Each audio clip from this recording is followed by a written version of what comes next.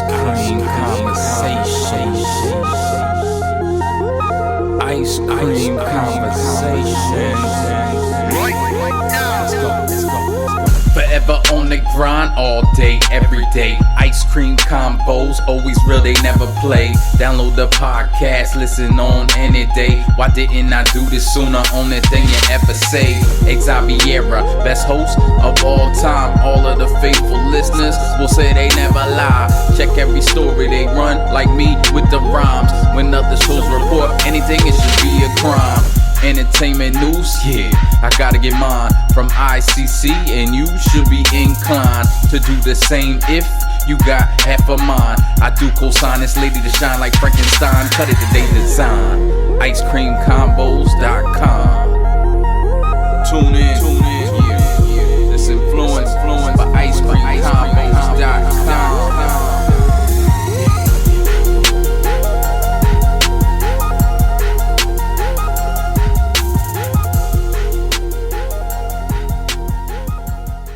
Welcome to the Ice Cream Convos Podcast, where we serve delicious scoops of entertainment and celebrity news. I am your host, Xaviera. And I'm your co-host, Karla. And we thank you for tuning into today's show. We have a lot of things to talk about, but at the same time, I feel like this is going to be either a quick show or one of those shows where we just be rambling and people be like, yo, they need to get to the point. Like, spit it out. Yeah. Spit it out already. But we do encourage you to be a part of the show by sharing your thoughts and comments in the comment section of wherever you listen to the podcast. And if you could do us a slight favor, be sure to subscribe and rate the podcast wherever you listen and let others know why you love us. Now, Karla, I started to come into today's podcast, like maybe have my assistant announce me, because my status quo has changed because I appeared on Friday night. Let them know. Let them know. Okay. Yes. I appeared on the Oprah Winfrey Network on Friday night. So dope. So I spent Saturday morning updating my resume that says work with Oprah. Hey, let them know. You better congratulate. Listen, that is. We going listen. Thank you, Booski. That's all right, so dope. For those of you who haven't heard or seen on my social media, I just had like a little cameo on Ready to Love. They had their 100th episode celebration, and child, they labeled me like a super fan. I was like, a super fan. Y'all couldn't even say like media. Like, I got to be a super fan. Right. Okay. I'll take whatever I can get. Listen. I will take whatever I can get. So I just, congratulated them on Ready to Love, said it was my favorite show, and, cheers to 100 more episodes, but they edited all that up. But they just put me in like a little montage with other fans of the show. But it was cute seeing myself. Thank you. Yeah, you really did. It was cute seeing myself on TV. Yep. Yes. And then I had a really, really, really, really amazing weekend because on Friday, Destiny and I hopped on a flight and headed to the city of brotherly love. Yeah, man. Yes. Had to go up there and apologize. Weekend ever. Had to apologize to people for telling them Rocky is not real, but that was a previous podcast. You can go back and listen to that one. Yes, ma'am. Oh man, we had I'm still on that energy right now. Like, I'm still on the energy. Dopest absolutely. I want to thank you because, like, as always, you make the dopest memories. Like, if y'all want to make some dope memories, hey, you gonna want to make them with Zav. I'm trying to tell you, like, she'll make your dreams come true. Like, it was such an amazing time, and I truly appreciate it. Like, well, we got to tell them what we did, because they might be telling them. I want you to lay it out because you made it happen. I'm saying you made. No, I was leading it up to you. Okay, you was trying to oop it. I'm ooping it because I gotta oop it to you because it wouldn't have happened without you. Okay, so what we did, Desi and I flew into Philly on Friday night, and we were greeted by the beautiful, beautiful Karla and her amazing husband, Carlos, at the airport. And then on Saturday, we went to see Alvin Ailey at the what was called the Kimmel Center. Yes, at the Academy of Music. Yes. And y'all, the flex because we was on the fourth row. Listen, I'm telling you, I'm still on that energy. I'm telling you, I'm still on that energy right now. We walked in, even the usher turned around like, "Oh, y'all all the way up here." Man. Yes, sir. Keep walking. Keep walking. Man, listen, y'all don't understand. The usher act like he was. I thought I was going to have to check the usher. The way he was in mid conversation, it turned his head. Like, okay. Like you probably stepped past y'all lost. Y'all need to be up in the balcony all the way in the back. No, fourth row, sir. Right. Fourth row. We got better seat than you, and you got to stand and work. I done came to your job and got a better seat. Now I'm kidding. But so anyway, the show was absolutely amazing. Of course, y'all know my Desi is a dancer, so it hit different for her. My gosh. Just an amazing time. Karla ended up running to her aunties there. It was crazy. Yeah. I'm telling y'all, it's just, I feel like we need a whole podcast just to talk about that. But yeah, absolutely. That was amazing. It was just shout out to the Alvin Ailey dance theater. Like y'all on the next level of greatness. Like it was just watching y'all be so masterful on stage, the movements of your body. Like if you have the opportunity to go see that show, please carry your tail. Y'all know y'all got y'all income tax because y'all be filing real early. Them W-2s is out. Go see Alvin Ailey. Yeah, y'all, it's worth it. It's definitely worth it. It's my first experience. I know Zaya's been before, but I wanted to see him again. But looks like I looked at the rest of the tour, and the closest is Pittsburgh. That's like a 6 hour, and we ain't gonna make that Pittsburgh run. But shout out to them. That's when you go to the merch counter. Like, do y'all got DVDs? Can I buy a DVD? Yes. You know how we say it. Can I buy a DVD? Y'all got the DVDs. And shout out to all the aunties in Philly who pulled out they stankin' mankins for the weekend. No, you did. No, aunties had their furros dragging on the floor. I said, come on, am I in Detroit? Listen, you talking about sharp? They were sharp, girl. They were sharp. Yes. They was sharp as a tack. That's it. You got sharp as a tack. Yeah, man. Yeah. So we had an amazing weekend. And then on Saturday night, it was the girls' night out because girls is players too. So we had a good time. We went out. Shout out to Quincy Harris. I know some of y'all in Philly, y'all definitely know who Q is. Q. Thank you. Yes. He came through with the plug. He got us in this restaurant because we had a large party, and we just had a blast, like just catching up, like literally 14 years of friendship, our first time meeting in person. Wild, long story, another podcast, but it was absolutely amazing.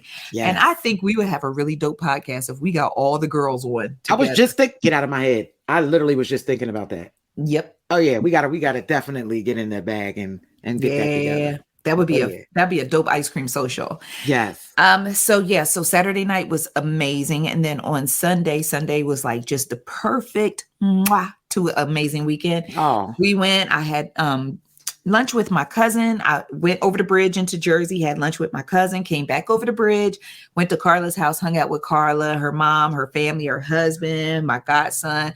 We watching YouTube videos. We coming up with content. Like it was just it was dope. Yeah, it was really, really dope. And shout out to the pilot on Delta.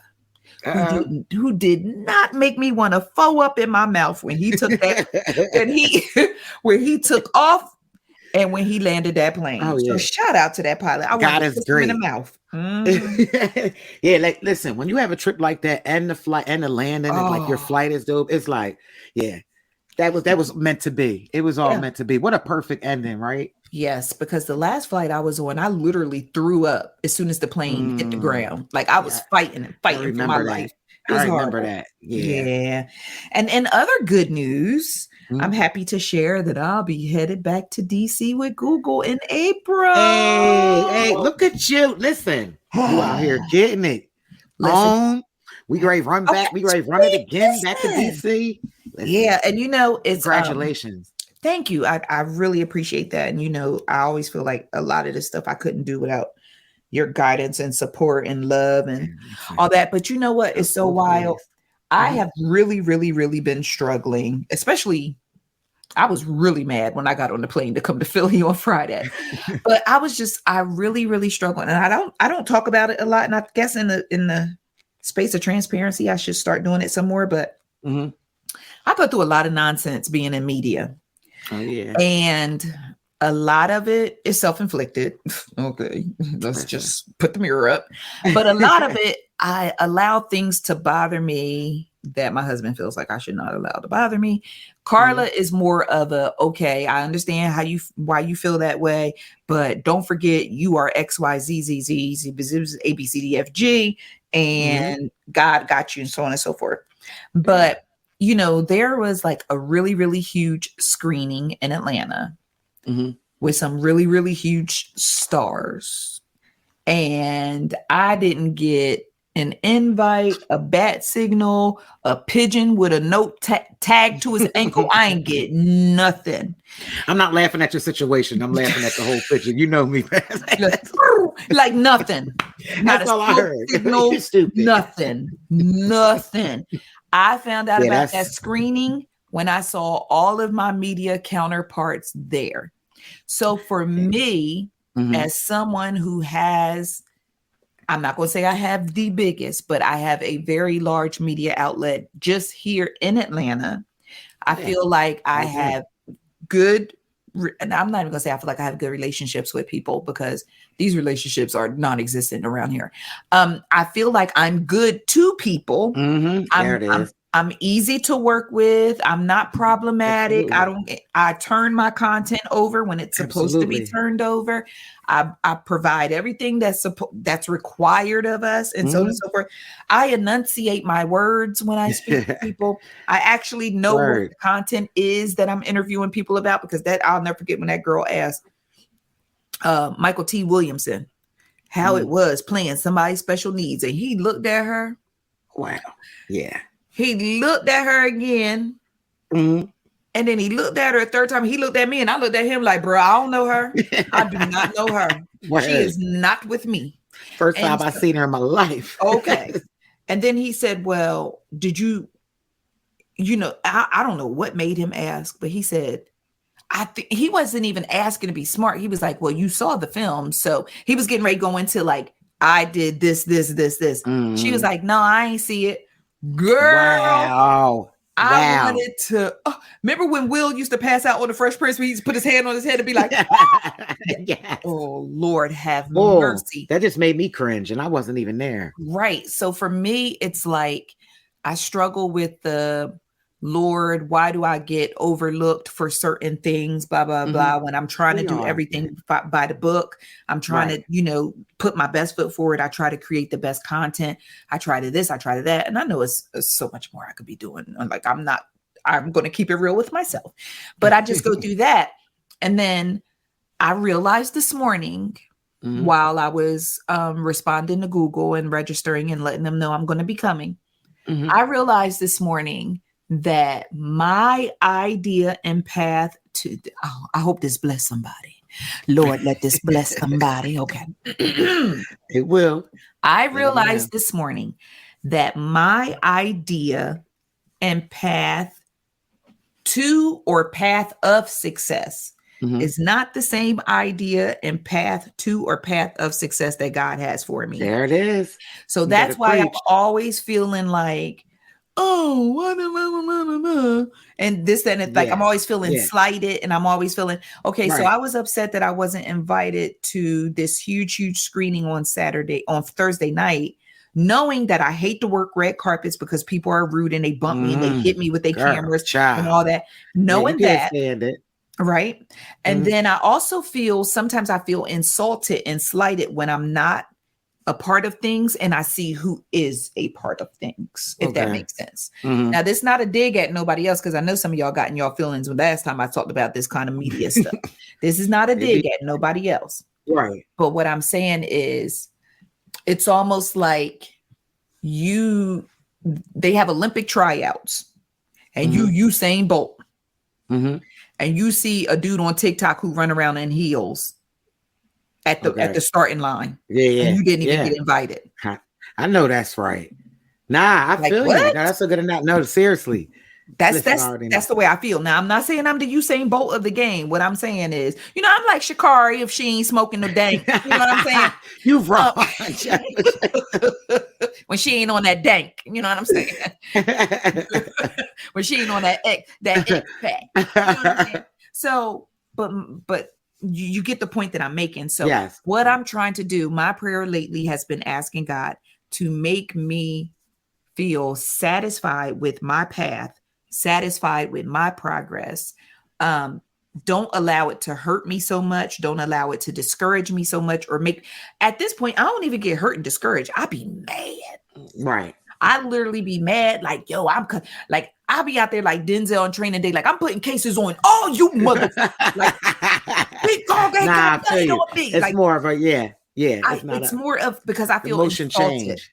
Yeah. And that's the thing. I think it's more with you, it's the insulted. It's not even about, who should be there. Like you said, you're not taking shots at anybody. It's the insult of it. Like it's the insult of because of how hard you work. That's it. And listen, at the end of the day, you've been out here, you've been doing this for a long time. You credible, you in these streets, and they know. And if that wasn't the case, you wouldn't be where you're at. You wouldn't get these invites to these things. You wouldn't get. I tell you all the time. You know, and just like you said, our vision sometimes is not how, like, God, the path to where we're trying to go. Right. Isn't always what God, most of the time it's not. And that's that whole thing. I think we all play a battle on our minds. Like past and the future are two things you can't really, really control. So you really just got to grind it out in the moment. And all your cards, you lay your cards out right, it'll all be good. Yeah. So it's the same thing. But it's crazy because, like, I'm upset about not being invited to this red carpet on Thursday night, but on Friday I was on OWN. Like that's how it goes. The Lord is like, girl, you get on my nerves so bad. But that's what reminds us. Sometimes as human beings, don't beat yourself up. That's what makes us ungrateful. Sometimes as human beings, right? We're like not even ungrateful. I guess instead, I can never say the word, but we're never satisfied. I can never say the word. I'll put it on you. It's almost like the Lord gave you a big box full of your favorite wings, but he forgot your blue cheese. You ain't get your blue cheese. Now you mad. Not even he forgot. You ain't get your blue cheese. Karla, in front of all the listeners, are you going to eat them wings because you don't have no blue cheese? I'm not eating them. Okay, that's a problem. See? That is a real, I can't even believe you did that. But listen, because I work in metaphors. You know what I'm saying? The best way for me to explain myself. The best way for me to explain myself is in metaphors and analogies, right? Yeah. But that's what it feels like. Yeah, no, I understand. Like, I got my wings. Like, okay, the Lord, like, girl, you was on OWN Friday. Yeah. You was in Philly on the 4th row watching Alvin Ailey on Saturday. Got you. You with your best friend and her family on Sunday. But you mad about something that happened on Thursday, like a screening on Thursday, and knowing you don't even like to work red carpets. Yeah, now that makes so much sense. That's a great analogy. Because so that feeling and it's so funny because like we all can kind of relate to that. We all can kind of relate to that. But man, listen, you out here getting it. You doing great things, and it's great. It's just a mindset now. It's like put the blinders up and just go. And I think it's just the insatiable desire to try to be even more successful, like even more successful. Yeah. Even with the podcast, I'm like, oh, we got great numbers, but why more people don't listen to us? What we got to do? What we got to do? This is that and the third. So then I guess it's just the devil and self-doubt starts coming in and playing with your mind and this and then self-doubt comes in. You start wondering, well, am I really successful? Is our podcast really good? Now, the one thing about you ain't gonna tell me my podcast ain't good. me and Karla be giving it up. Every week. Oh yeah. You're not gonna that's podcast. That's definitely not. That's definitely false. But it's just shame on y'all for not realizing it. That's all. It's shame on y'all for not listening, not realizing. But you know what? And seriously, it's the perfectionist in you too. You're a perfectionist, you know. So you wouldn't be able to tell by looking at this gut. Stop playing. I won't do one sit up. You won't be able to tell. You stupid. Bye, girl. I put my perfection in my work. There it is. But it's so funny because, like I said, like, you start doubting like whether or not how successful your business is or how successful you are. And then God will send you reminders, or God will send you those little nuggets to say you're in the right direction. You need to keep going. Don't give up. Don't get distracted by everything going on around you, because the quickest way to kill your own joy is to look at somebody else or see what else. And look what social media is. Social media ain't nothing but seeing somebody else, looking at what other people doing. That's all social media is. That's it. So it's crazy because if I didn't have the celebrity news portion of Ice Cream Convos, I think I would disconnect from social media. I think I would literally just automate everything to post to social media, and I would be out. Right. I wouldn't. Y'all would let y'all cut up in the comments. I would let y'all spam them. I would let y'all do whatever y'all want to do in them comments. I would just drop it off and leave, like an Amazon. But you know what? You said something key though. Like, you know, just keep going. You're gonna distractions are gonna always be there, right? In anything. But if you keep going, you always will come out on top every time. I'm telling you. Period. And that's all that's in life. That's something I tell myself because distractions are everywhere right now, especially in 2023, right? Yep. There are so many different distractions. Girl. So many different, from the phone to the TV. I mean, to everything, to just social media is such a huge, I mean, that portion alone, you know. But listen, you're all right. Yep. You're exactly where you're supposed to be. Yeah. And like I said, gotta give you those little nuggets because yesterday, I just told you, I said, girl, I had to give it to God and go to sleep. I literally got so frustrated yesterday. I just closed my laptop and took a nap. Yeah. And then when I woke up to the email from Google saying, yo, Europe. They was like, Europe, you rolling? And then this morning, this is another email I received from Google. And I just want to read to you this one sentence, and then we'll go ahead and go to break and start the podcast. Okay. It said, oh, wait, not my phone shutting down the thing. All right. It said, we'd be honored to celebrate you as an outstanding small business by inviting you to this year's Grow with Google Business Summit in Washington, D.C. Nice. Outstanding small business. Hey, see that? So I'm like, all right, God. Outstanding. I see and you. This is not coming from, once again, we go back to social. This is coming from Google. Right?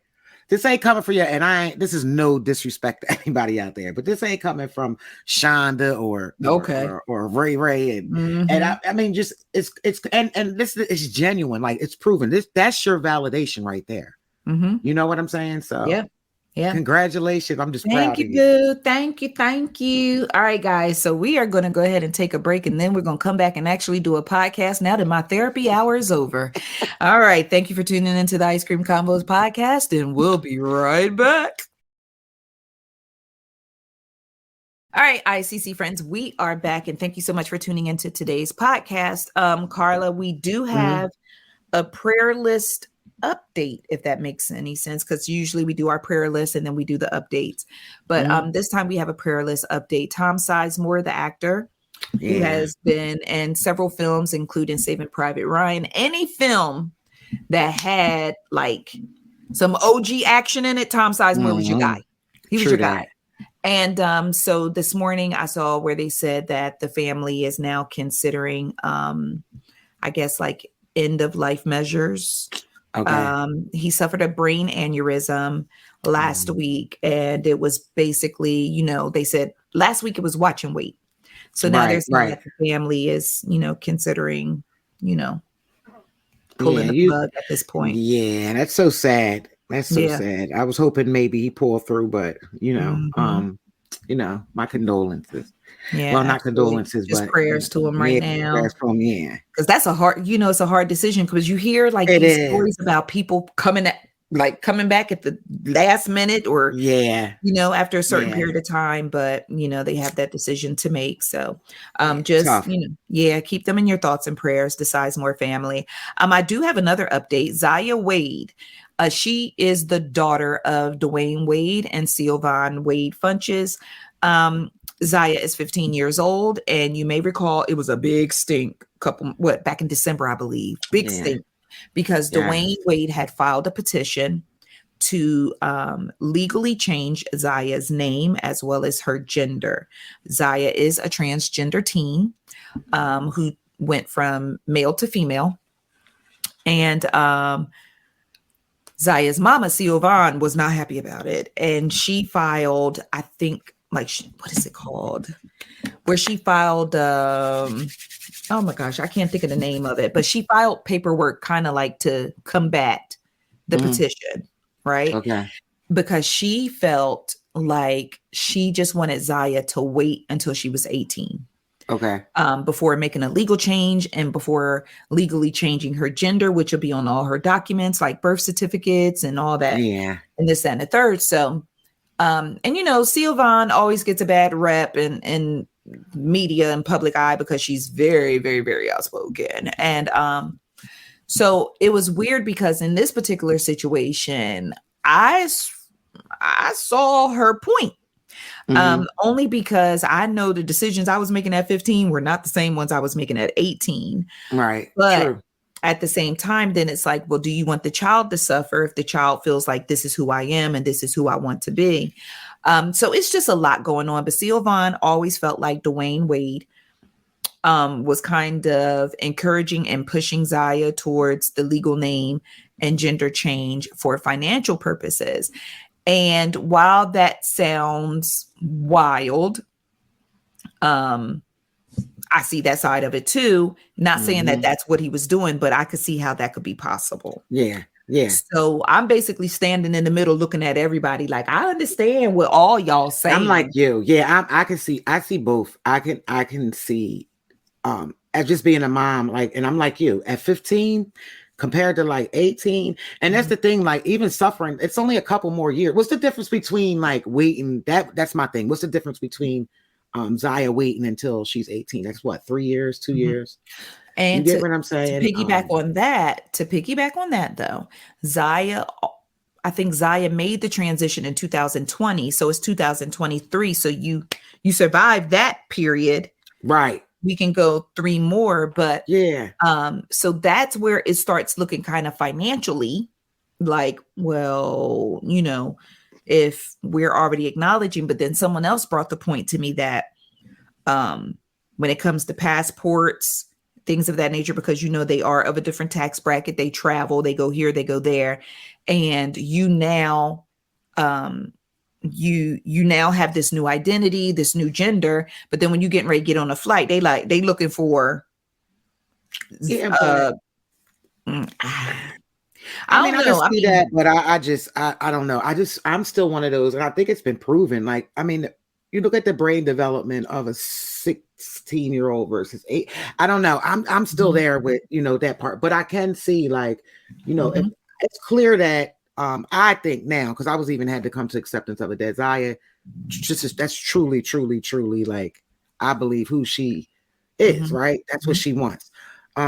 But then I also feel like on the other side of things, it's being rushed, I would say, or pushed along. So, whatever it is, that they're making the right decision. Yeah. At the end of the day, the bigger picture is, as long as nothing is done physically, we can always get some new paperwork and go back to the go back. True that.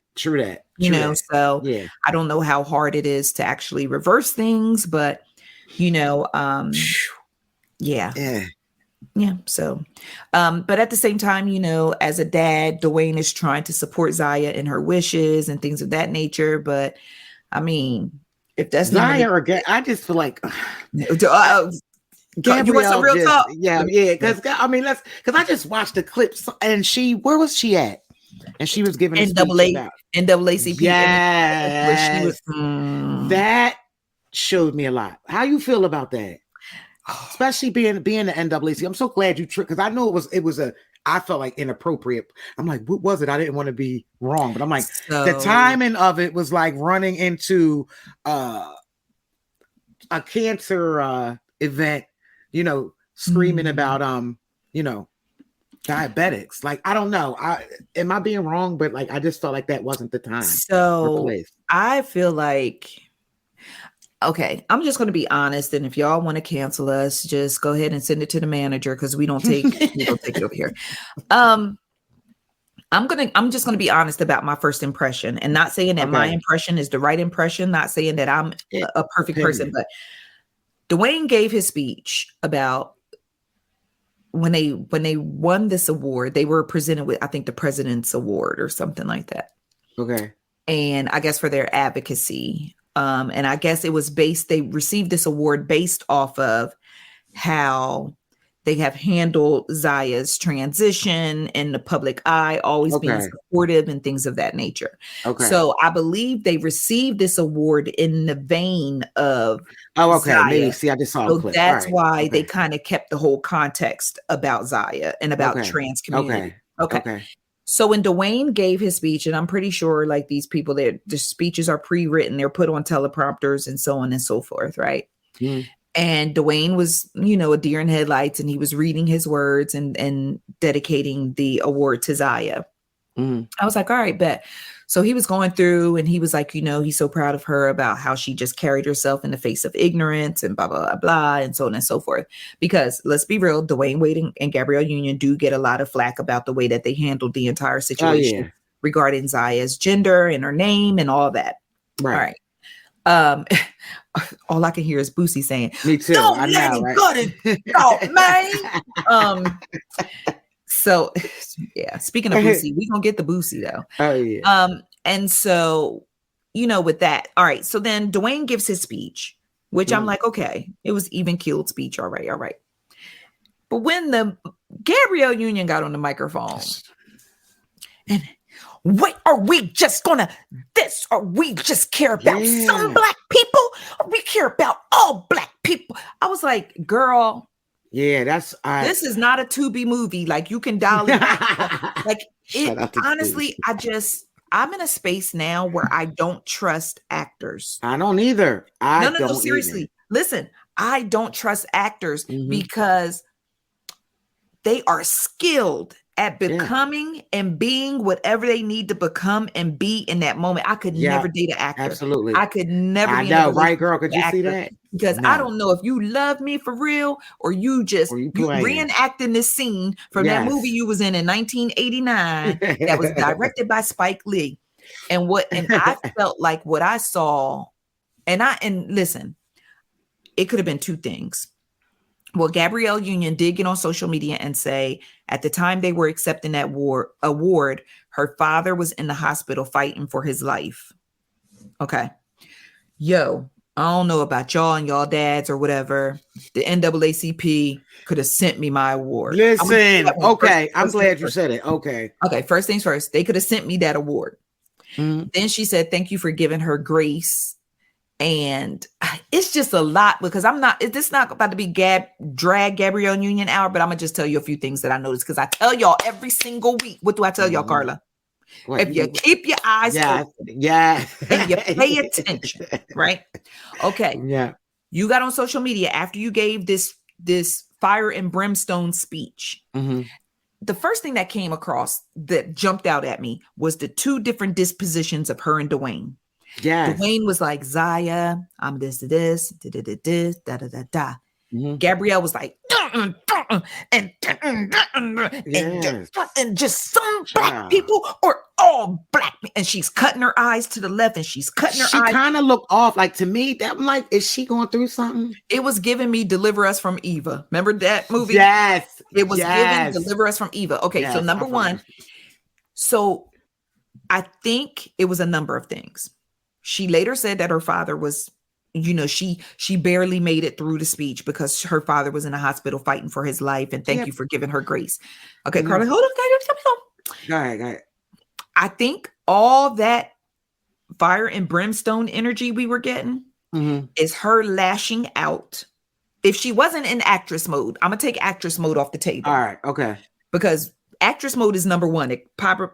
Possibly actress mode. Because, we got to make sure this speech is talked about tomorrow, Tuesday, Wednesday, Thursday, and Friday. Okay.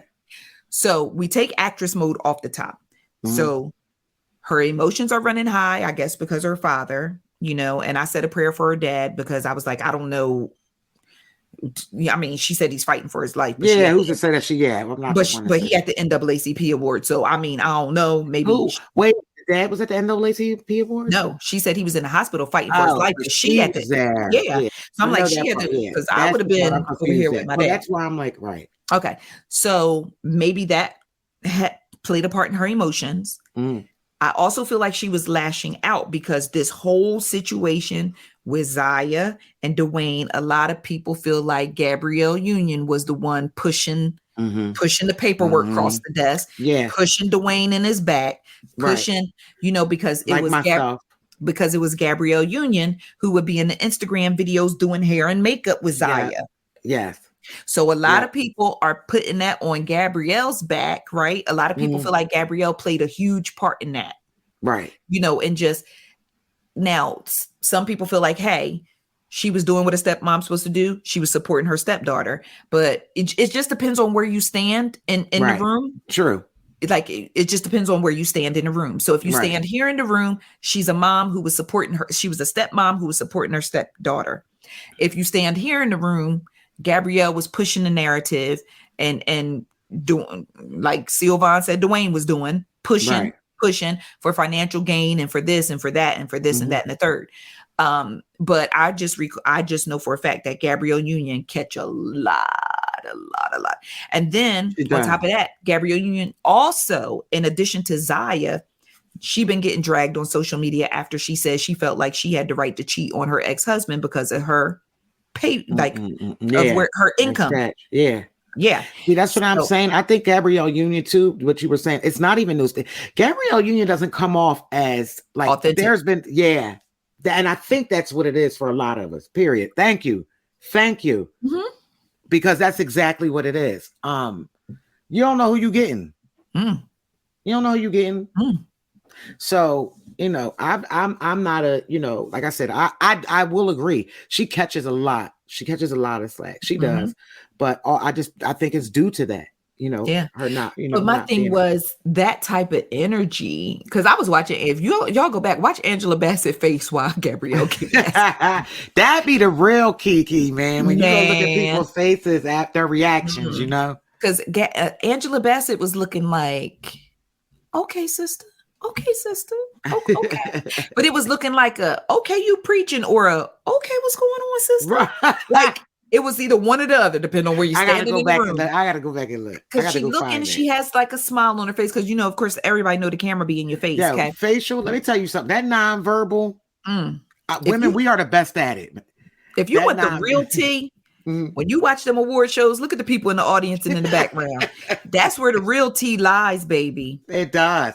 Wait, real quick sidebar, but this is all speaking of faces, because I know I'm going off. I don't think we were talking about this on the podcast, but Michael B. Jordan's face. Wait, please.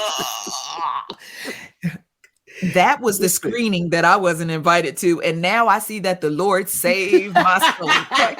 Woo! Sometimes I thought about that. The door is closed in your face. Is God protecting you from what's on the other side of the door? Sometimes God got a bigger blessing. You think He closing the door in your face, but He protecting you. Because Sister L'Oreal took the biggest L in me. Man, the biggest. Jordan cut his face to her and said, "I'm corny, huh?" She said, "No, I ain't say that." He said, "Yes, you did." Child, that was so. Listen, L'Oreal.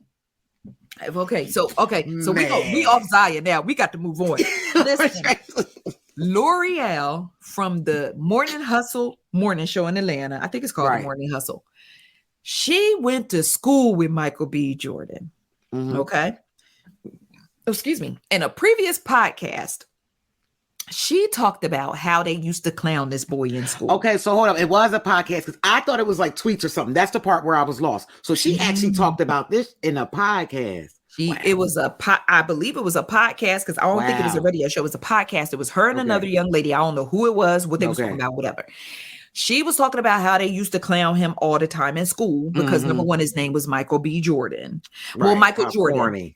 Michael Jordan. I don't even know if he was Michael Jordan with the B. He was Michael Jordan. So they used to clown him about his name being Michael Jordan. She said they used to clown him because he was running around with headshots all the time. So they clowned him. L'Oreal was saying, L'Oreal, she talked like this. She's like, we used to clown him in school. L'Oreal, how she talks like that. The other girl was the one using the term corny. She was like, oh, he was corny. She was like, well, we gave him a hard time in school. We used to tease him all the time. And then now look at him now. Like now he this and now he that. And the girl was like, yeah, that's how them corny dudes be. Like the other girl was, to be fair, the other girl was using the term corny. Okay.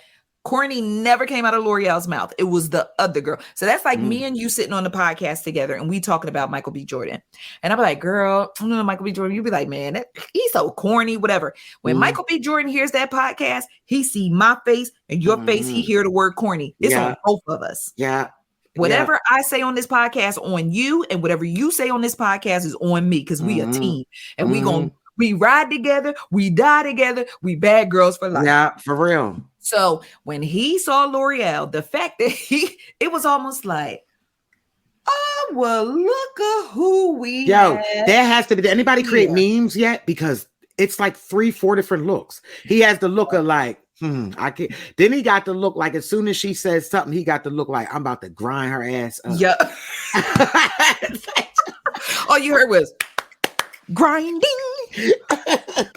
That's all you heard in his head. He was gonna get and then he got the I got your ass look at the end. You know what? Wait, did you see the fourth look? Because the fourth look was when Jonathan Majors got there and they both were staring at her. Oh, nah. I gotta send you that one. I gotta send you that one. Please do, ma'am. I gotta send you that one because it was mid sentence or something, but they both had the gas face. Remember the gas face? Yes, they both had the gas face when they was looking at her. Damn. And for L'Oreal, to an L. Like God forbid this, like God, please protect Karla and anybody else I love in media from a situation like this. Yeah. But when I tell you that clip of Michael B. Jordan grinding L'Oreal up, I done seen it from everywhere, from TMZ to The View, my G. Yes. Y'all would have to put me in counseling if it went down on me like that. I would close up shop. They'd be like, the ice cream combos, the ice cream shop closed. Yeah, true that. But you know what? I don't think like we would ever. I know we sit here, we have our opinions, but I don't think we'd be flat out like bashing somebody or calling, even though I don't think that was a bashing, but it's just one of those things, like it just reminds you like it's a small world, right? Mm-hmm. And you have to be accountable, like was said in the room, and especially when you got a brand or you got to show it, like y'all got to ride together, die, like you said. Mm-hmm. And that was the poetry of it all is the girl who was actually calling him corny. She's safe. Yeah, she's safe. Yeah. She at home.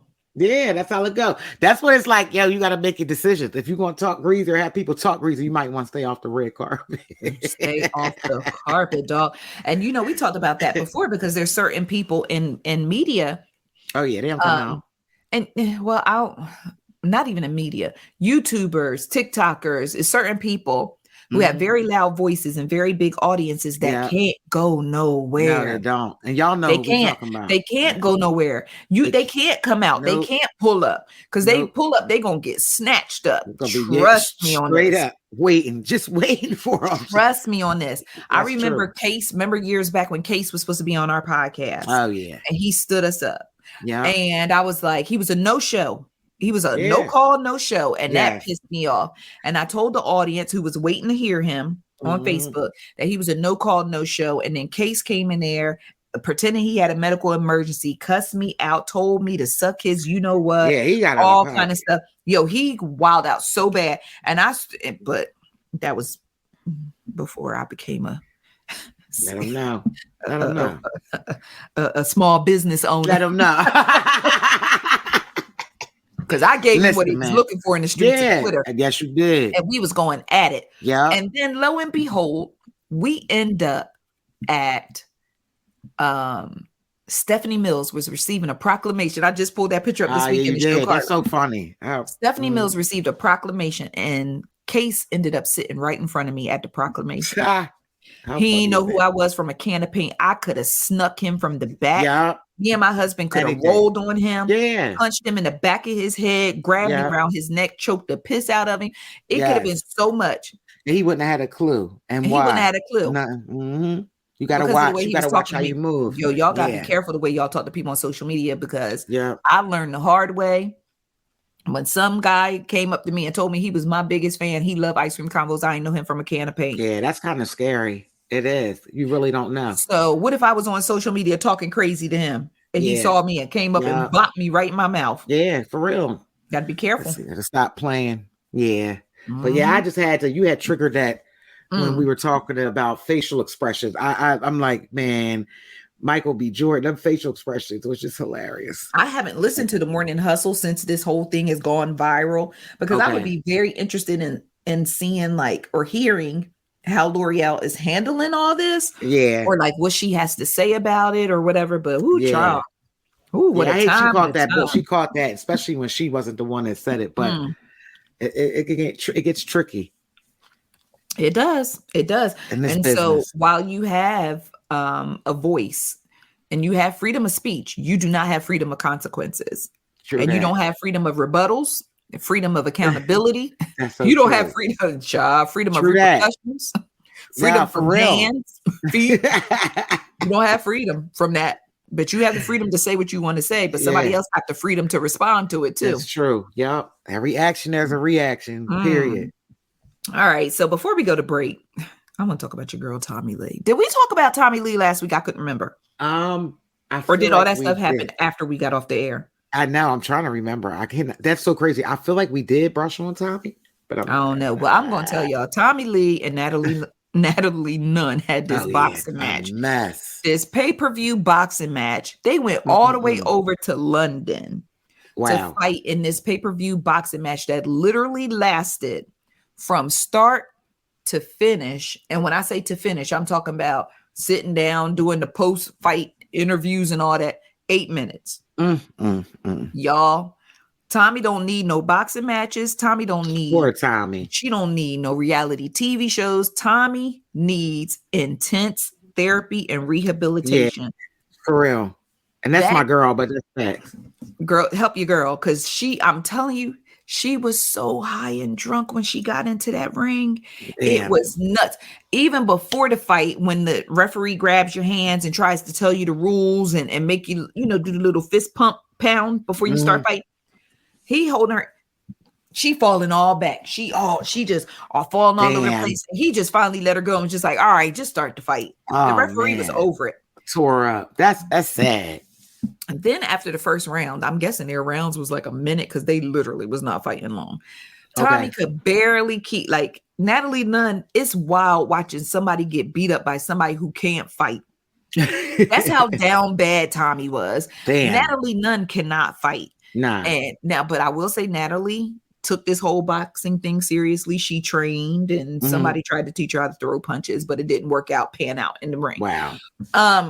When you watch somebody get beat up by somebody who can't fight, you realize how down bad that person is. Yeah. Tommy was down. Damn, Tommy. Tommy took that L. I don't like to hear that or see that, but you said it right at the beginning. She's got to get some help. Yo, when she went to her corner after the first round, and they give you the water and they wipe your face and give you little fight and talking points. And so, this girl fell out the chair and rolled out into the thing flat on her back into the ring. I said, no. Yeah, nah. And then I think the ref stopped the fight, or either Tommy was like, she don't want to fight no more. The ref stopped the fight. The ref. Okay. So then after all that, Tommy talking about what that bag talking about for a rematch, girl. What rematch, Tommy? Only a fool, and I'm talking about the fools that the Doobie Brothers sang about. What a fool! Ain't nobody coming back to watch you try to fight nobody else. Tommy, please don't. Who putting up a bag for you to come out there high and drunk and waste their time again? Yeah, that's ridiculous. She got to get her shit together. It's bad. It's sad. It's bad and sad. Yeah, it's bad, real bad. Michael Jackson, like. But let's put Tommy on the prayer list seriously. Okay, because that's my girl still. Hold on, that she does get some type of help, because I feel like Tommy, like if Tommy gets herself together, I feel like she's talented. Like I feel like she can do. Yeah, and she's a mom. All of that stuff. So God bless her. God bless her. Yeah. All right. Let's take a break. And when we come back, I want to talk about Quavo and this song and the Migos and Chaw. It's just so disappointing and heartbreaking. But yes, it is. We'll be back after this break. Okay, ICC friends, we are back. Thank you for tuning into today's podcast. Be sure to subscribe and rate the podcast wherever you listen. And we encourage you to be a part of the show by dropping down in the comments wherever you listen and share your thoughts, views, and opinions with us. I know y'all gonna have some views and opinions on that Gabrielle Union, Zaya Wade. So Quavo, last week, he released a song called Greatness. And let me pull these lyrics for the people in the back. Oh, you mean Messy Part 2? Yes, one might say Messy Part 2. In the song, it's another tribute song to Takeoff. In the song, Quavo is talking about a number of things, including the future of the Migos. And he basically said, he gone, we gone. And I guess that's it. And so social media was responding to it. But for me, I wasn't so much bothered by the fact that he said, that it's no more Migos. Because we talked about it before, when a group loses a crucial member of the group, it forever changes the group. Yeah, absolutely. That didn't bother me. What bothered me personally, let me just read you these lyrics. Oh, wait a minute, real quick. Okay, go. No, read the lyrics first. I have a question about that. Do you think that's with trios more than groups, though? Because we've had groups replace people. Oh, yeah. Destiny's Child is the queen. Yeah, I think it's more like trios, and I think it seems like it's more.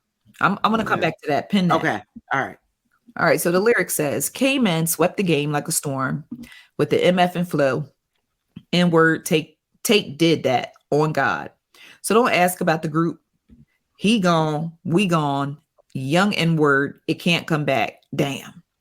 I'm gonna make sure Mama straight, especially Mama Take. I can't kick it with a fake, and I won't sleep with the snakes. I'd rather eat with the greats. I wanted peace, but I can't.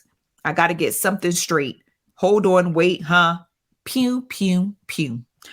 Trying to move forward, but I don't got all the answers. But I know I can't look backwards. That's dangerous. I got to go read the Bible and take a few pages. Honcho on floors. Little N-word, now I turn the pages. Never forget that the Migos, amazing. Oh, okay. So what bothered me was when we started talking about fakes and snakes. Right. Because instinctively, like many of us, we feel like this is a shot at Offset. Yeah. Because who else could it? Who else? So social media started weighing in, and someone said Quavo was always the worst rapper of the three. He just the best at carrying melodies. So he got the hooks and the acclaim. Someone else wrote, unfortunate that Quavo and Offset can't resolve their issues. Migos had one hell of a effing run. Yeah. And, someone said, I'm sorry, but that new Quavo song got a few good liners. Other than that, it's trash. Also, how the F you beefing with your cousin, but not beefing with them corny Prince N-words over your nephew that you watch get shot. So people, the consensus is now, again, depending on where you're standing in the room, some people feel like Quavo the problem. Yeah. I think it's because, I think if he would have never added those few bars in that song, we wouldn't even be having this discussion. You know what I'm saying? Yeah. I kind of lean towards that way too. I don't know. It's sad that I hate the fact that all of this is playing out through in the public, because family or not, whether they're biological cousins or not, they family. Yep. And that should have been squashed, once Takeoff left this world, I think. Yeah. Because that should have showed them at any time we could leave here, right? So I don't know. I just feel like it was. Why was that part added? Why was it necessary? Yeah, because why was it necessary? The song could have just literally those bars. Those bars. That song would have been the same song without those bars. Yeah. And I was a Migos fan, and I'm not saying Quavo's trash, but I always said that lyrically, I felt like Takeoff, then Offset, then Quavo, was a melody guy. He was the what a hook guy, So yeah. Listen, reading these lyrics aloud did not help his case. It did not help his case one bit, but it's just unfortunate that this is the discord in the family. It is. And the separation in the family is still going on. And then, when you start getting all that outside chatter and public chatter, and it's one thing to have a issue with someone, but then when that someone is talking about said issue in public and in songs, because I even think about Nas and Jay-Z. I was like, yo, those are two really mature people. Because the other day I was listening to F Jay-Z. I was like, but look at that. But they're 50-year-old men.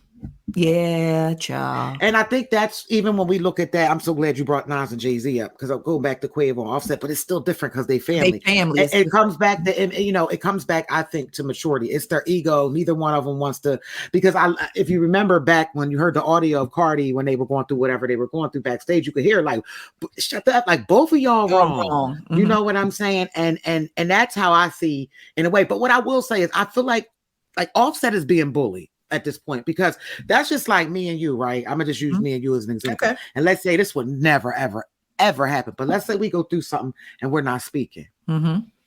I'll be damned. Even if me and you ain't talking, that somebody else gonna talk about you though. Yep. You understand what I'm saying? And so that's the part where I'm like y'all, when OG said, I'm not gonna say his name because he pissed me off and he don't need to say his name on here. But when OG said what he said, I thought I was disappointed when Quavo or his camp or whatever didn't speak up for Offset or speak out. Yep. So even if it's like a situation where it's like, yo, if that's your truth, but watch your mouth. Yeah. Or how you speak online. Right. Exactly. But that's why I feel like anytime two people have a disagreement or there's like discord between people, it only gets exasperated. I can't say it. Exasperated. Yes. Exacerbated when there is someone in the middle pouring kerosene. True that. And you cannot tell me that's facts, though. That old boy from Quality Control ain't pouring kerosene. That's facts. I feel like he was pouring kerosene when Take was still here. Yeah. I feel like he's been pouring kerosene. You always said that though. You said that from day one. Always felt like that. The moment that Offset was like, yo, these books ain't right, this money ain't right, I want to do my own thing. He started, the quickest way to divide and conquer. They tell you that all the time. That is so true. That's true. And for those that are saying, and I'm like, why wouldn't he? You have a lot of people that feel like Cardi was the reason that Offset started getting, but okay. And I don't see a problem with that. Like, people do realize when you marry someone, when you're with someone, y'all are a unit, right? Yep. We building each other up. What are you crazy? She's supposed to.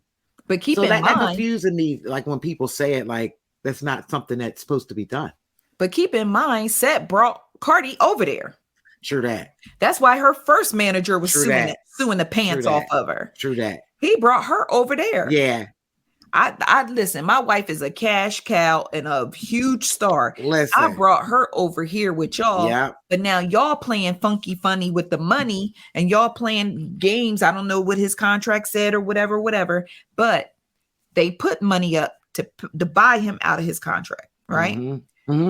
And then the first order of business was he put their name on it anyway when Offset put out his singles.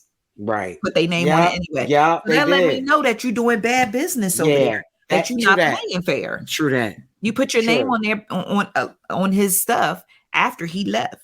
Yeah. So with that being said, it's like I just feel like people pouring kerosene.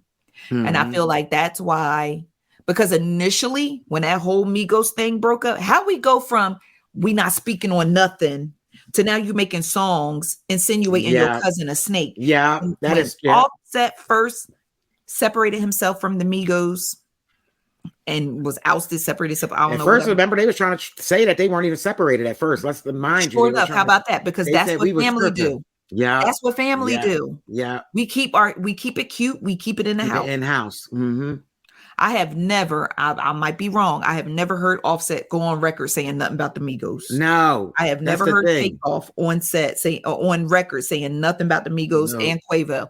But that's after Set passed, now we talking about snakes and we talking about this, that, and the third. And I'm just saying, Set it's sad. The whole situation. Set was at home with his wife and kids, man. Minding his business. Minding his business. Yeah. So it's just, I don't know if it's a thing where now that Take is gone, Quavo looking at it like it ain't even no opportunity to mend it now. Yeah, and I heard he was the glue. A lot of people say that Takeoff was the glue that kept them together anyway. Like, I can easily see that. Me too. Very easily see that. Yeah. So here we are. Yeah. So it's very, very sad. Yeah. And I pray that the Lord, because at this point, only Jesus can fix it. But I know one thing, those little accelerants need to get out the picture. Accelerates. I like that. Yeah, that's a true accelerates. Yeah. Mm-hmm. Yep, absolutely. So, girl, your boy Boosie. Come on, Dwayne White. Come on, my man. boy. Yes. Not Boosie minding everybody else's business, and his daughter came out as gay. Right? How life does to us. Life does that to us sometimes, don't it? Listen, God be in heaven. Let's be honest. God be in heaven, told people in heaven, like, hey, at 3:00, I'm gonna need y'all to come over to the East Wing by Moses' house. I want to show y'all something. Listen, ain't doing yo, not them. I want to show y'all something at 3:00. I'm gonna need everybody come together at 3.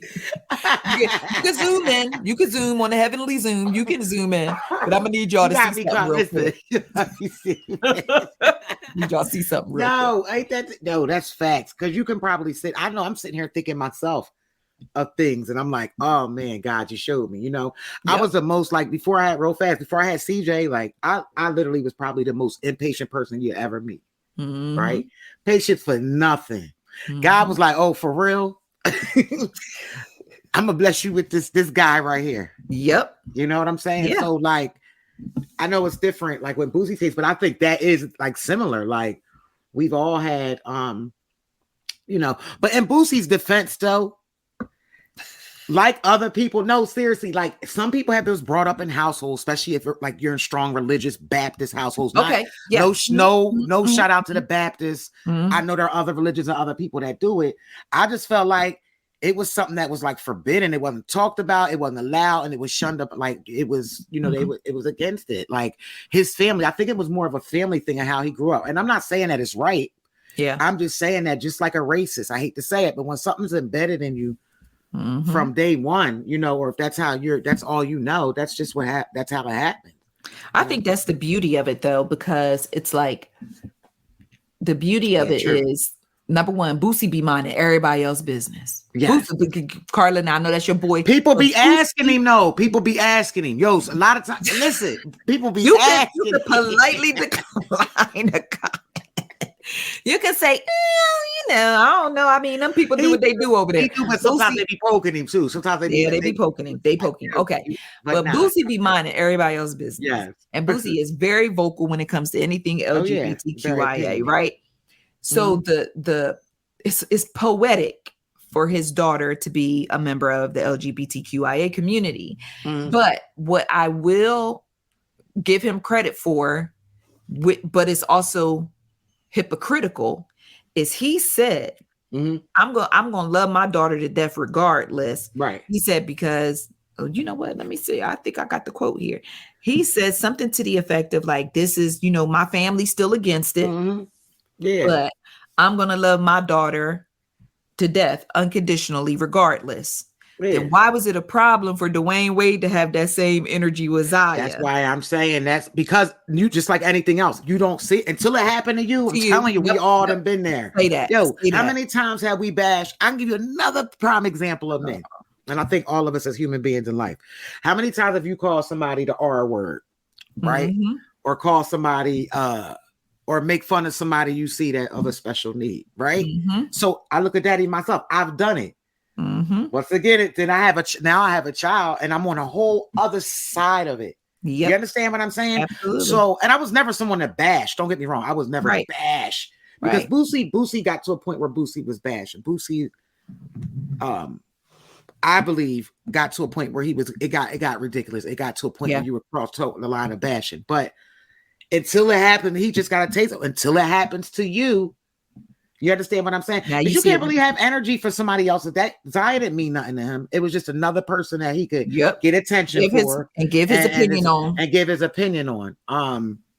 So, and it's so funny because if you watch Poison, I can't think of her name. Her rap name's Poison Ivy. Her name's Ivy. If you look at the interview she did, they asked her the same thing, and she was like I value, like I love my mom and dad, but I'm grown. Like I don't need their approval. Like it was, I thought that was dope. But yeah, Boosie's getting a well-needed reality check about life. But I hope she make him go to Pride with her. They might beat Boosie to death out there. I think he's gonna be all right though. I think slowly he's gonna be all right because it's his child, right? Yep. Because it's his kid. You can't turn the love button off on you. No. And she's going to be able to teach him. And a lot of it comes from ignorance too, right? A lot of bashing and stuff comes from ignorance. So she'll also be able to educate him. Yep. Because a lot of it is Boosie just. And I hope when she's educating, he opens his eyes and ears and closes his mouth. I know, right? It's gonna be a minute, but I think she will because he love that girl. That's his firstborn, I think. I think she's the oldest. Now that's not he coming home today. No, that's not her. No, that's not her. Now which one is he coming home today? Is that Lyric? What's her name? No, I can't think of her name. He named one of them babies Beyonce. That joke was hilarious. He got so many, it's hard to keep up. But I know that Ivy's his first girl, because then it's her, and then I think maybe Tootie's after that. But I think she's the oldest. Okay. Whew. Shout out to Boosie. I'm telling you, listen, the Lord will humble you real quick. But that's what makes it so, like, I think in like 10 years from now, and he'll look back at it and he'll be ashamed of what he said, but then he'll also look at it like, damn, this is cool because look at the man I am now. Yep. I'm trying to see if it's anything else that I wanted to speak on really quickly before we get into Eric Holder Jr. Speaking of Boosie, Eric Holder Jr. was sentenced to 60 years to life for the murder of Nipsey Hussle for the 2019 shooting death of Nipsey Hussle. Did you see what Boosie said? No, I didn't. I actually missed that one. Girl. Boosie said, and I'm paraphrasing, but Boosie said he hoped the Crips stab Eric Holder to death in jail. Oh, wow. Now, he is being very dangerous with that, right?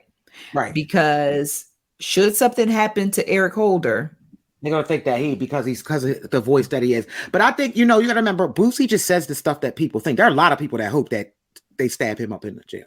You understand what I'm saying? That's Boosie's one problem is like he just says what's on his heart. The things that we think and you're not supposed to actually go say out loud. Some things should stay inside. Oh yeah, and that's the kind I hate to say it, that's the trend right now. If you look around, that's the new thing. People threatening to kill people or not threatening directly or just saying they wish death on people. If you go that must be the new thing. But at the end of the day,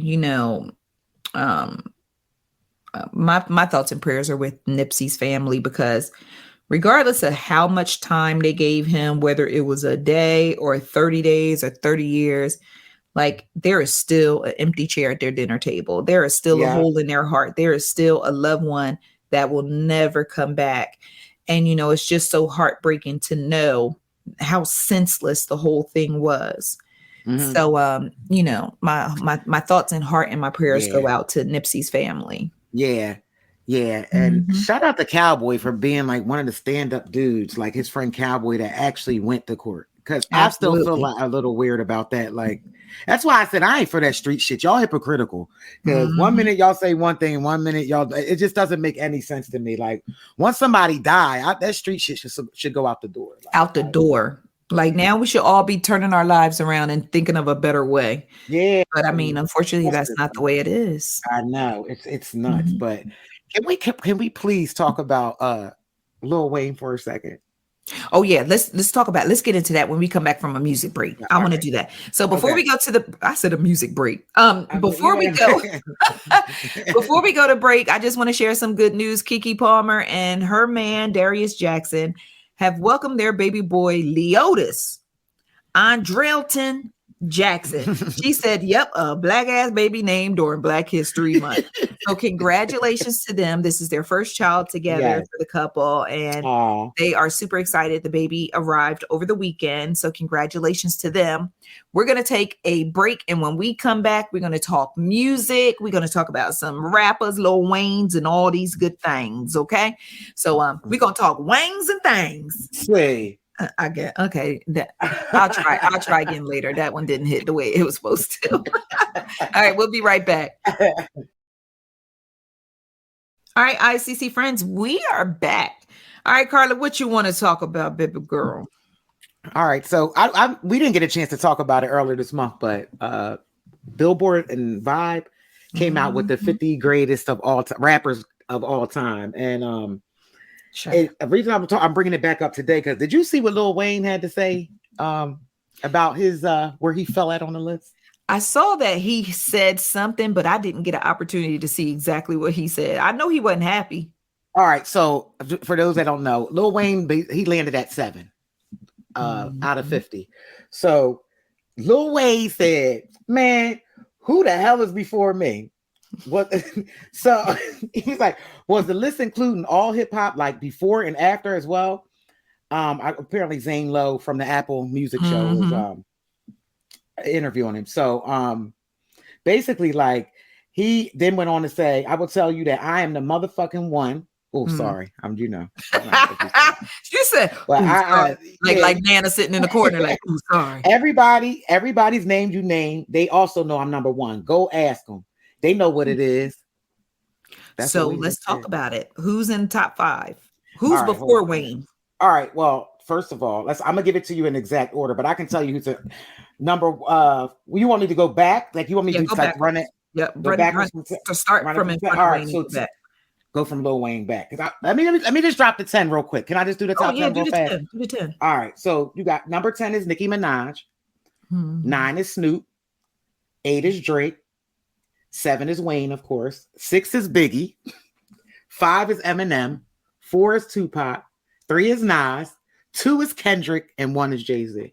Okay, first things first. I don't like that little sniggle before you said Biggie. We're going to address that right here. No, I feel like Biggie is that's an insult. So listen. So they claim that this list is comprised of several different markers. Yeah, but you're talking about I think the markers included talent, impact on the culture, right?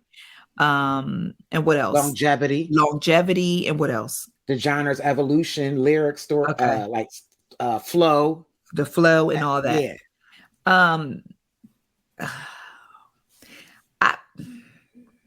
Okay.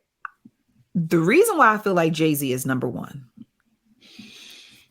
is because of the pedestal the public has placed him on. I got you. All right. I'm with you on that. Yes. Okay. I agree. The pedestal because somebody can have a song and they be like, Jay-Z got a verse. Oh, yeah. Jay-Z got a verse. Oh, where's the verse? Oh, I gotta hear it. And they be sitting and listening, dissecting every word, writing.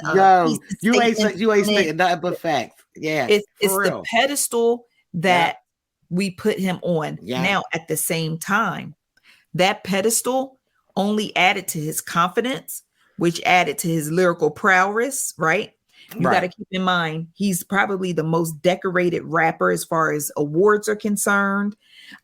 He was able, because this dude came in with dope boy rap and then evolved to rapping about purchasing art. I'll give him the evolution part, but his sound, like, okay, but I just don't see how you put him before Biggie. I just don't see how you put him before Biggie when his whole style, like Okay, I would love to count up the lyrics. How many words are going to come out your fat lips? People think it's a joke, but somebody think it's a joke. It's a guy that did a YouTube video, and you would not believe how many of his lyrics that he. Yeah, right. It's unreal. I'm going to tell you why Biggie is where Biggie is, because longevity.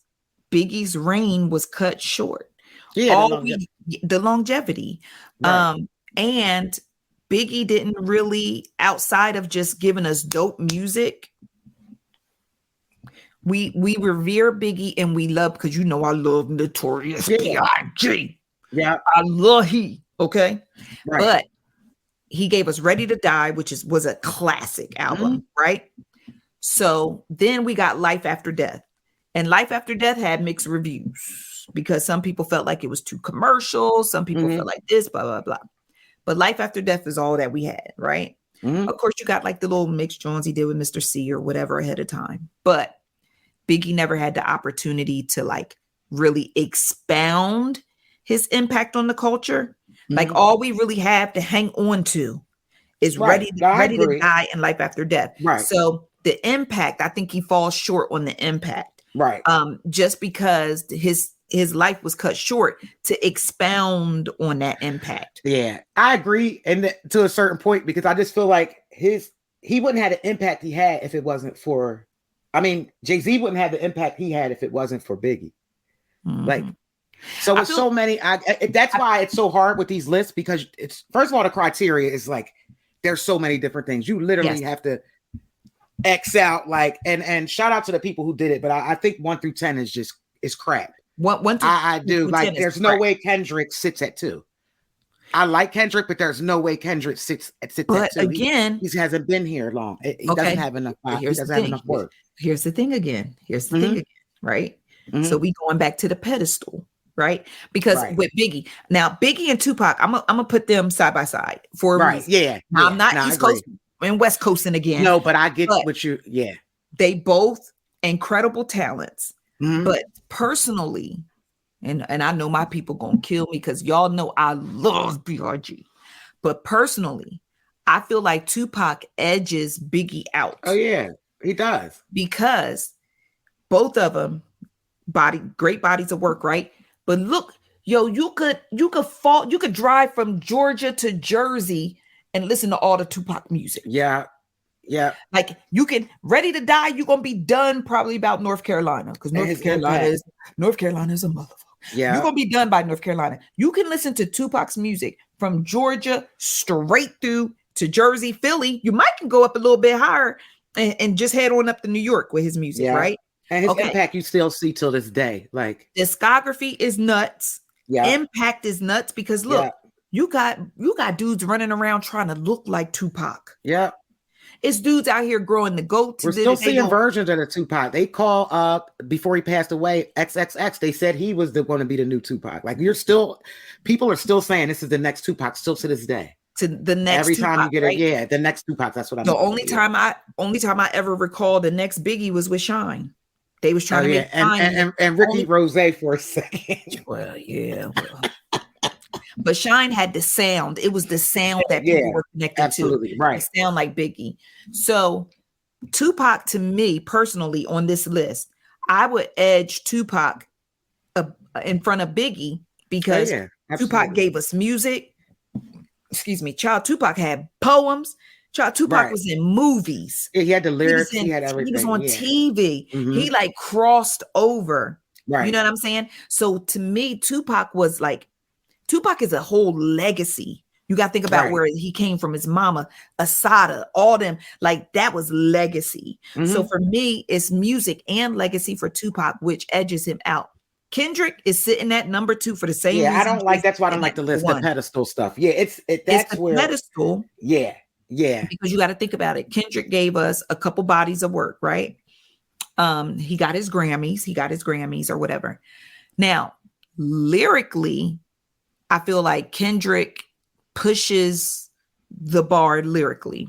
I do feel like that. I feel like Kendrick pushes the bar lyrically. His content is more mentally stimulating, like Good Kid, Mad City. Like, I literally felt like I was on the streets of going through it. Like, you know what I'm saying? Like, where you from, my nigga? Like, how do you feel about impact though? The impact and the cultural. I mean, besides like he raps, I don't feel like Kendrick. I don't feel like I didn't even know. Go ahead. No, go, because I cut you off. I know up here anyway, up top, you know, like he definitely doesn't make an impact up here. Like Kendrick is not like, you know, like Pop, Biggie, they had impact all over. You know what? I think his is more on West Coast. I'm gonna say I don't know what they doing over there on the West Coast, but impact.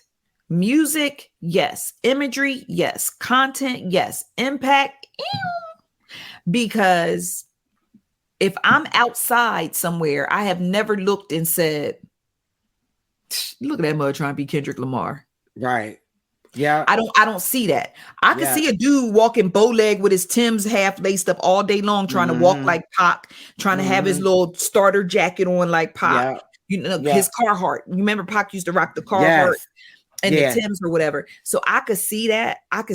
Or anytime you see a dude with a bandana tied around his head, I automatically think Pac. Yeah, that's why I feel like Pac. It's so weird. Like I try to switch my list like 3-4 times because I feel like Tupac's impact alone, like Tupac pushes him at 2. I think Pac should have been at number 2. Yeah, I'm gonna say even Biggie at 3. I would have been okay with Biggie at 3. Yeah, I'm good with Biggie at 3. Because the thing is with Biggie did have the cultural impact. He had brothers running around in Coogee sweaters. They didn't even know what Coogee was. Yeah. And he gave life to the big boys. You couldn't tell the big boys they wasn't fine. Yeah. He gave life to the big boys. They was all running around. Know what? Who you got at 4? I didn't mean to cut you off. Who you have at 4 though? Because this is the one I think that they got at 4. On. All right, so they got Tupac at 4. Okay, but who's in front or in back? You got Eminem, and then you got you already put Biggie up. You got Eminem, you got Lil Wayne. So you got Eminem at 5. So literally, it's Nas at 3.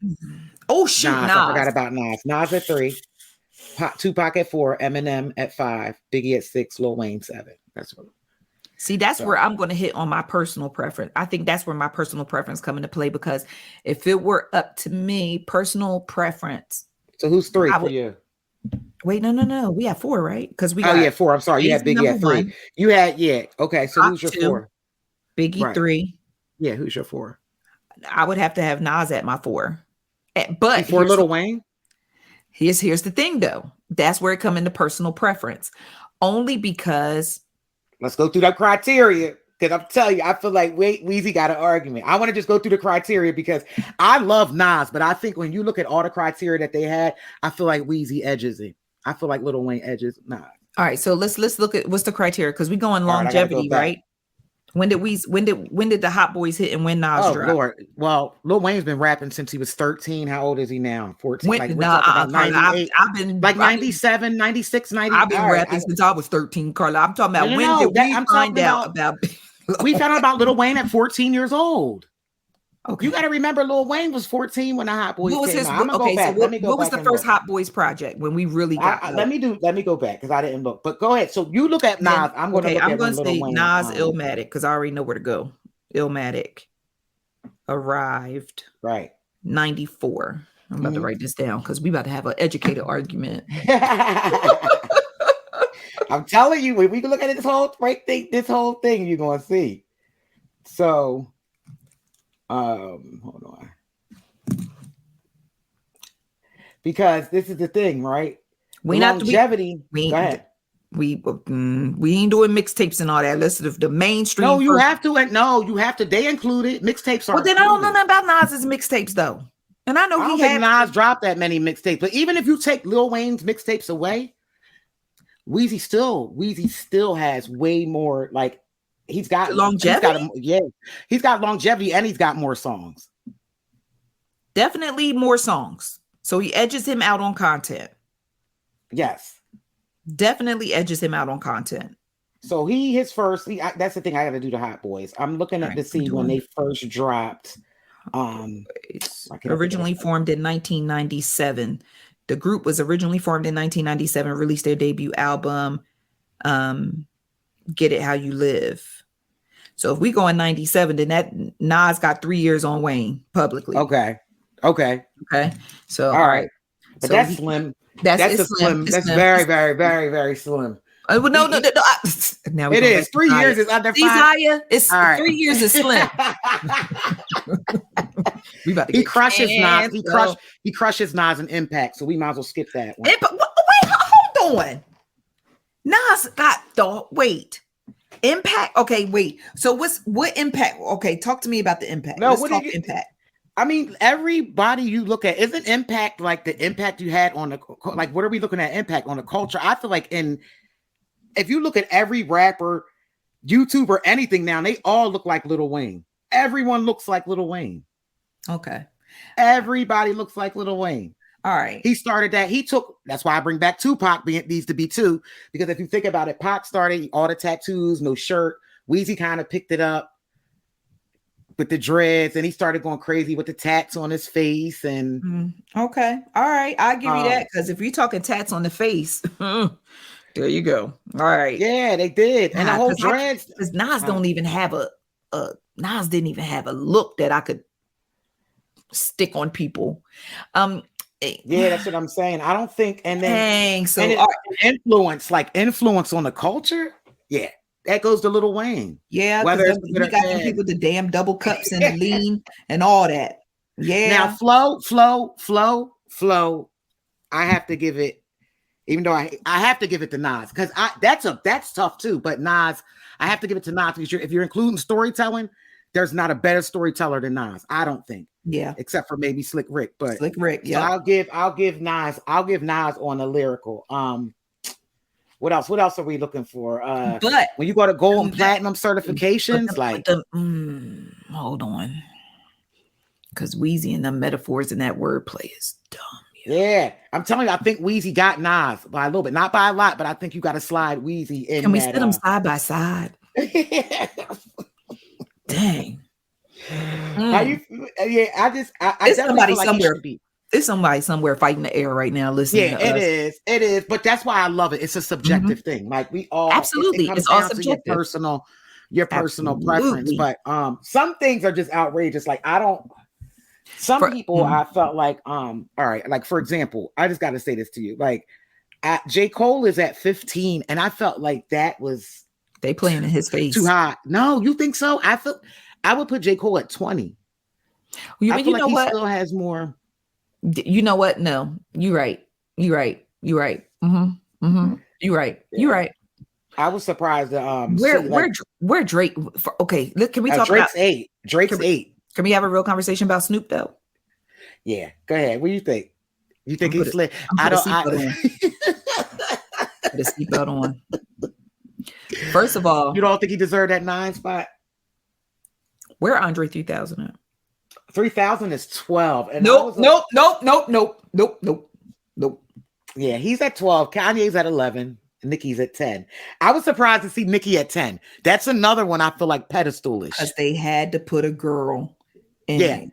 Yeah, because the only other one they had, I think Kim falls at, and I'm gonna be honest with you, like I felt like Kim's at 31. For Kim to be at 31 and Nicki to be at 10, like there's so many just different questions I have about the list. Like, okay, but again, we go back. Let's go to the checkers because lyrically, here's the thing: Nicki Minaj brought something different to the game that other female artists had not done prior to her. Now, mind you, the hoochie coochie stuff, Kim and Foxy already did that. We've been there, we've done that. The colorful wigs, we've been there, we've done that. Right. She took this whole Barbie thing and remember the time she had, I think she had like fried chicken around her neck. She created a character. She created a caricature. Okay? Yeah. She created this caricature, depending on where you stand, that really like captivated people, whether you hated it or whether you loved it. You was like, look at this child, or you was like, look at this child. Yeah, like, she was like a polarizing kind of figure for a while there. Polarizing. Yeah. And then lyrically, she really, really showed what she could do in Monster. Nicki can spit. She ate that song up. Standing next to Jay-Z and Rick Ross and whoever else was on that track. Yeah. That girl, first things first, I'll eat your brain. Like she came in and let them know, stop playing with me because I only weigh 90 pounds and I got this heavy ass wig on. Right. So she came in and showed everybody what she was able to do. Then you got the characters, the voices, how she would flip her voice. Wait a minute, I'm the rookie.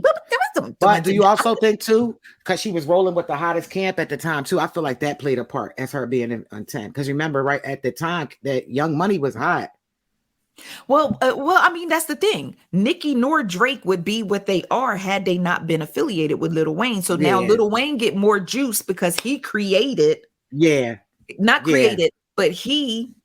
Like the Jamaicans would say, bust Nicki and Drake. Yes. So he, in essence, like gave them the pimp juice. Yeah, he did. So he gets. So that's impact in itself. Now, on the flip side, then Biggie deserves his juice for Kim. That's true. That you see why we need to come up with. We gonna have to. I'm telling you, this is a whole podcast. We need a music podcast. Yeah, we do. This is a whole podcast because you just made a very, very good point, especially when you start talking impact. You start talking impact. Who did Jay-Z give us? Yeah. He gave us Bleak. Yeah, who did Jay really give us? That's a Bleak. Yeah. Look, niggas, he gave us Bleak. He gave us State Proper.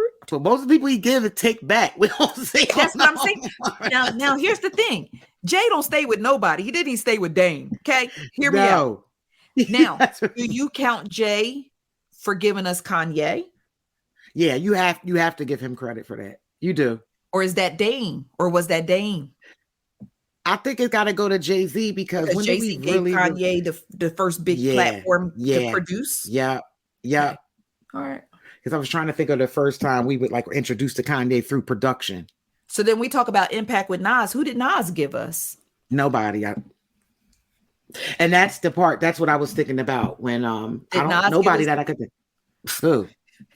Them niggas been me. Oh, who you gonna say? Capone and Nori? Queensbridge? Oh, well, you know what? AZ? Okay, we gotta give him. Yeah. AZ, like I'm a grown man. Nobody gave me nothing. Like, I feel like I should call JB in here. I am about to call him in here. You know, I'm about to call him in here. He about to be like.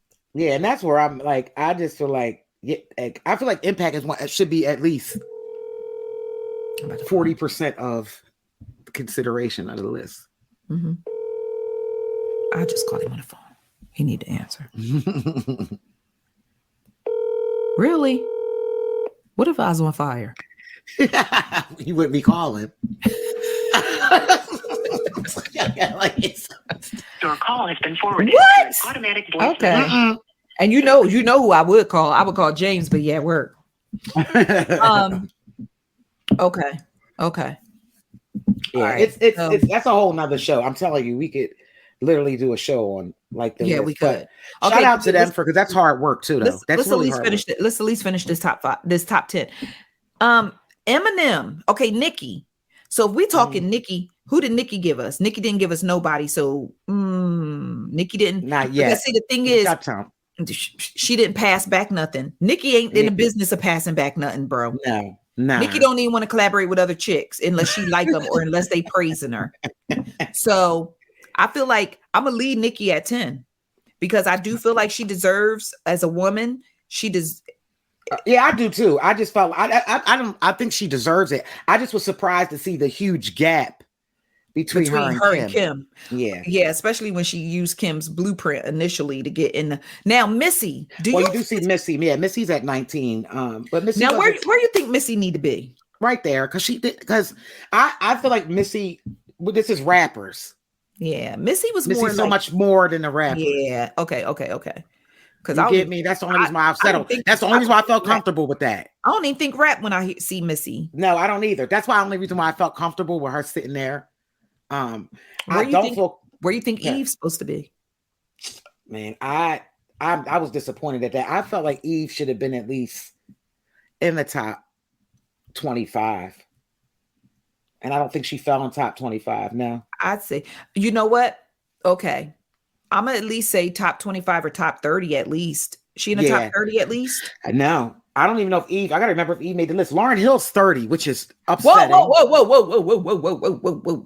Yeah, Eve didn't make the list. Eve didn't make the list at all. It's, the only women that made the list, let me get it right. Let me make sure. Queen Latifah, MC Lyte. Okay, so MC Lyte's 47. Queen Latifah's 44. Let's see. When's the next? Kim's 31.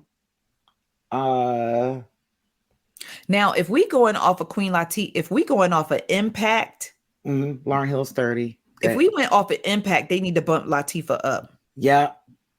Because Latifah taught y'all you ain't calling us no bitches. But you see all the criteria though. Yeah, that's why I feel like it's too jumbled. She ain't sell records. Right. And I think it's too jumbled. And that's why you can't do a list like that, because if you're going to do a list like that, you have to leave it specific to a certain era, because music's changed and how it's been distributed, how it's like, it's so many different factors with that. So, yep. But yeah, so you just have that Kim, Lauryn Hill, Nicki. Where do you think Lauryn Hill should be? I would put Lauryn Hill. I would put Lauryn Hill at night before Missy. It just seemed wild. We live in a world where Nicki Minaj is higher on some list than Lauryn Hill. I know. But at the end of the day, longevity and stuff. It's the truth. The truth is the truth. It's Rufus. Like Lauryn Hill gave us one amazing album solo. Now we counting her in the Fugees. Like what are we doing? Are we counting her Fuji work? And that's the thing. And you just brought up a good point too. It also depends on subjective thing. If you're a quantity or a quality person, right? Yep. Because that one album, right? everything. Eats up so Ready many to die. about yeah. Eats up so many people's, bodies of work, like their whole catalog. That one album has more hits. We see that with Ready to Die. We see that with Miseducation of Lauryn Hill. Those two albums have hits. I can even go as far as saying 50 Cent, Get Rich or Die Trying. Was that the first album, Get Rich or Die Trying? Yes. Those albums have hits on it. So many hits that you get other artists that are on that list, and it takes them about 5-6 albums to even catch up to just that one album. So it all depends on it. Like, these lists are so tricky. I hate when these lists come out sometimes. All right. So let's, because we could go all day with this, because how me and you do when it comes to music. Yeah. I want to place Eminem, and then we'll close out the show. Where are we putting Eminem? I actually have Eminem at like 7, because I would have Wayne at 5, so I would flip flop. So literally my one, it's so weird because I keep battling my one and 2, but my one would be Jay-Z, my 2 would be Tupac, my 3 would be Lil Wayne, my 4 would be Can we talk about Snoop? Can we have a real conversation about Snoop? Oh yeah, Snoop. I don't know. Longevity. We can't argue with that. Right. Records. Snoop done sold records. We done had Snoop Lion, Snoop this, Snoop, Jesus Snoop, Snoopy Doggy Dog, Snoop. Like, he's given us. We have content. We have music. We have lots of music. Right. My question is impact, I guess. That's an yeah, and that's smoke culture. He made it cool to smoke weed. Yeah. That's why I feel like they pick and choose. They lean. If you look at this list, they lean more into impact when it comes to certain, and then they lean. I feel like a pedestal. It goes back to the pedestal thing. Pedestal stuff. Yeah. It kind of goes back to that. I don't. Snoop's not in my top 10. No, he's in my top 15, but he's God bless him. Not my top 10. Yeah. He's not in my personally. Personally, Mm-hmm. Andre 3000 would be in my top 10 somewhere. I would squeeze him in there. I don't care if he was a 9.5, but he would be in there. I would agree. Because of that impact. The impact alone, like what Outkast did for the South. Yeah, I was about to say, if it wasn't for Outkast, I know up top, I ain't hear. That's the first time I even heard anybody like. In and the then South lyrically, Andre 3000. Oh yeah, come through. A beast. Musically, talented. He's gifted. He's transcended music into acting, which is also impact, right? That's impact. Yeah. So now he's taken hip hop from the streets of Atlanta to Idlewood. Right. Idlewild. So it's like he's transcended all these things, and now he's walking around in New York playing a flute. Child bless him. Yeah. I put him in like top 50. I don't know if he could squeeze in. He could, because I'm looking at this list and I'm like, I would put him before Drake. Just because I feel like Drake is premature. Certain Drake, J. Cole, Kendrick to me are premature on this list. Just because these guys are still in their prime and they got so much. When it's all said and done, I believe they'll inch their way up into the top 5 easy, but I just think right now it's premature. I think Drake is the whole superstar thing. It's it's premature. It's the superstar thing. It's he has a bunch of music. Definitely got the music. But we're sticking with rappers. When is the last time Drake gave us a rap album? You know what I'm saying? Like a rap album. 21. Can you do something for me? Yeah, but that's a collab, right? He's still rapping Dobus. Yeah, but I'm saying like I thought we were talking about them as artists by themselves. Like Drake ain't rapping. Drake been singing for the last 10 damn years. To me, if we're talking about rappers, we're talking about rap. He's just not in me personally. He's not in my top 10. Gotcha. It's premature. It's premature. My thing is who did Drake give us? What not the weekend. Going up. Yes. On a Tuesday. Was he a rapper though? McConan. No, yeah, McConan. I don't think. Was it McConan or Mackinnon? I don't know. I ain't know. I don't start me to lying. He ain't here no more. No. Did he give us Party Next Door? Was that him? I'm not sure. I feel like he did. I feel like so. It's somebody else, others under his camp. But I mean, when we say who did he give us, I feel like that person that has to give us it. I don't think impact. I don't think nobody gave us bigger stars than Wayne. Yeah, that's what makes me edge him over Nas. Because Snoop didn't give us nobody. No. If Dre gave us Dog Snoop. Pound. Daz and Krupp, we not counting that. We not counting Warren G. We not counting Warren G today. So if you think about it, okay, so Eminem, we need to do Eminem and get out of here. Eminem. Oh, so wait. So what did I have? I got Jay at 1. What did I say? Wait, I got Jay-Z at 1. I know, right? Look, I'm like, I'm just ready to argue. All right, so this is my list. Jay-Z at 1. Mm-hmm. I got Tupac at 2. Biggie at 3. Lil Wayne at 4. Mm-hmm. Nas at 5, and then Eminem at 6. Who Eminem give us? Nobody, you better not say D12. Eminem, with all lyrically, impact, lyrically, he evolution. changed the game for white rappers. Yeah, and lyrically, honestly, and people don't want to admit it. Lyrically, I mean, how many people are seeing him lyrically? Yeah, true. Kendrick model, a lot of people don't talk about it, but when I hear Kendrick, I hear Eminem. Yo, when Eminem get in his goddamn bag, it's over. Look at his body of work. We're talking about platinum. I mean, you start looking at numbers, it gets ridiculous when it comes to Eminem. Yeah, you're right. You're right. So it's just, yeah, he didn't give us nobody. He need to give us somebody though. Yeah, but Nas ain't either. I'm telling you, Nas ain't really give us nobody. Wait. Yes, Nas didn't really give us nobody. Eminem gave us Slaughterhouse. Oh yeah, I forgot about Slaughterhouse. But see, that's when we say give, I think we need to focus on we won't stick with Wayne. Like Wayne gave us people. Gave us. Okay. He gave us gave us Drake. All right. Yeah, like Dre. Like when you look at Dr. Dre, right? Dr. Dre gave us people. I'm not saying he's falls anywhere on this list, but I'm thinking like people that they gave us that actually had impact too. Yeah. Because Dre to me, he got to be on a producer's list. I'm not talking about Dre rapping. True. I'm not doing Absolutely. I agree. We have to be on our producer's list. I agree. So Eminem, he was so strong. He's got to be in your top 10. I'm not saying he's got to be in. There's no way he's not in your top 10. No, he gonna be in it. No way.